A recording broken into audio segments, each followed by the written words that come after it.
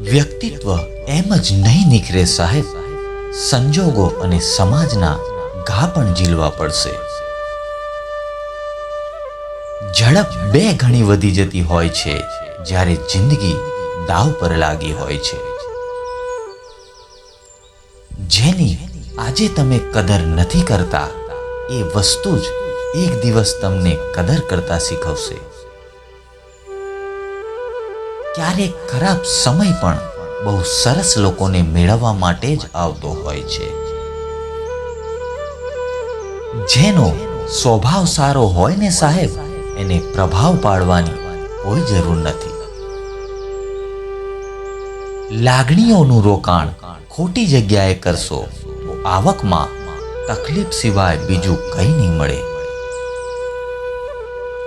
થાક ભરેલા શરીરની ઊંઘ અને ઉઘાડી આંખોના સપના ખરેખર જોરદાર હોય છે. પરિવાર અને પેટની ભૂખ માણસને ઝુકાવે છે, નહીતર સ્વાભિમાન તો સુદામાનું પણ ક્યાં ઓછું હતું.